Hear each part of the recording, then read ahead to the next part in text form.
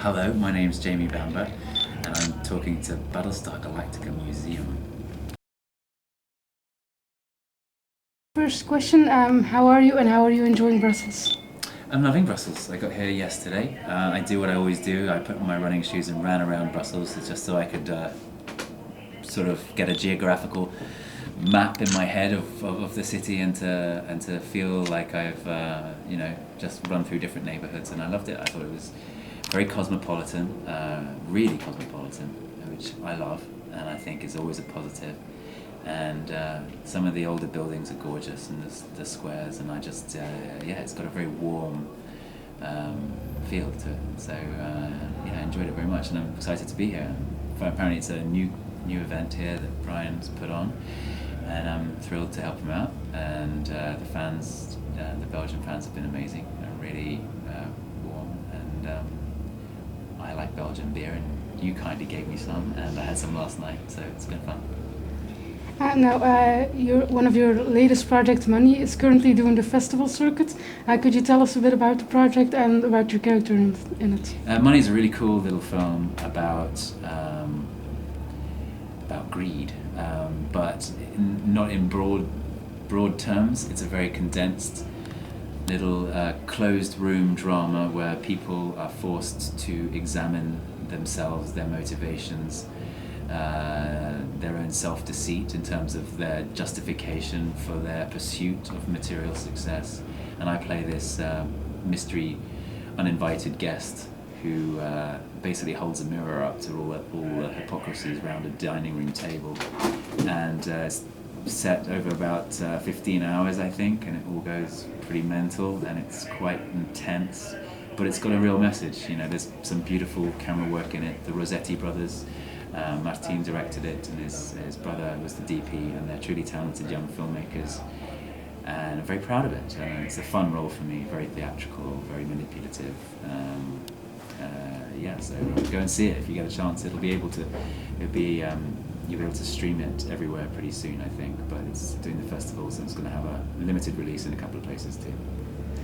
Now, more good news for one of the shows you recently worked on. Marcella has been renewed for a second season. Yeah. It was pretty well critically acclaimed across the world, basically. What can you tell us about that, and will you be in season 2? Well, Marcella was a real joy for me because I just moved back to Europe, which was counterintuitive on a career level, on many levels.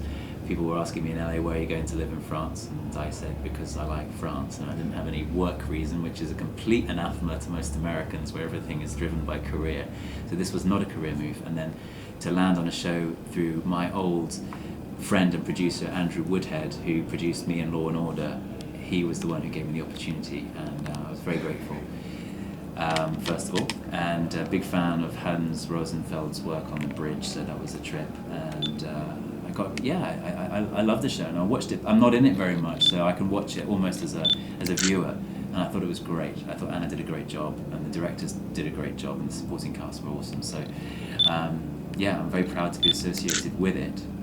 I know it's been picked up to do another series, but nobody's told me anything, so I'm sitting at home wondering what's going to happen.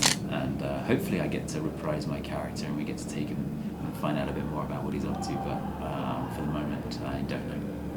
Now, another thing you recently shot in London or are still working on, I know Fearless was something that was announced pretty recently. What can you tell us about that? Fearless is a 6-part drama for ITV. It's about a lawyer who is a human rights lawyer who's basically defending the people that the state is pursuing, and she played by Helen McCrory, so she's very much up against the biggest obstacles that you can confront, a nation's government, their secret services, their intelligence service. She defends people who are accused of terrorism, who are refugees. She defends people who have been found guilty by the courts, and it's a 6-part thriller, really, a crime, political espionage thriller.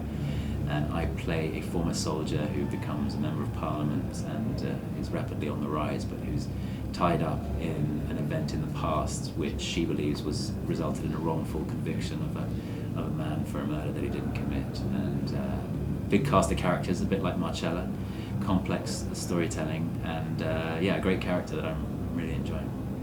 And you were in London last week, you're in Brussels this week. Where is the world taking you next? No, I'm going to Stockholm tonight to do an event like this, and then I'll be home in Provence for a while, and back and forth to London to finish Fearless before Christmas, and then no plans after that.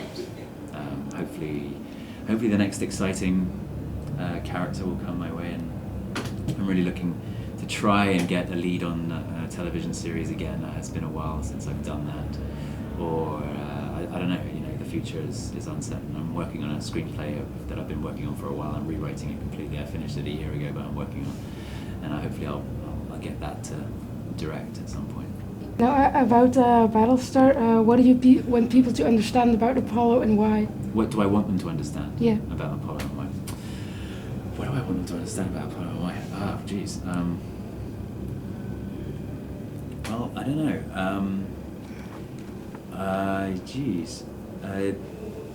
I think if I understood Apollo, I would be able to give an answer, but I'm not sure I understand him terribly. He's a complicated cat who's uncomfortable in his own skin because he starts from a family background that was difficult, and he can't find his role in the family, let alone in the broader world. And he's trying to do the right thing. He's a good conscience, but when you listen to your conscience all the time, it can play tricks on you. At some point, I think you have got to follow a through line, and he finds that hard. He challenges everything. He's a contrarian, if you like. So maybe that's it. Maybe that he's a contrarian. And now that it's been off the air and done filming for a few years, how has your personal feelings towards the show evolved since then?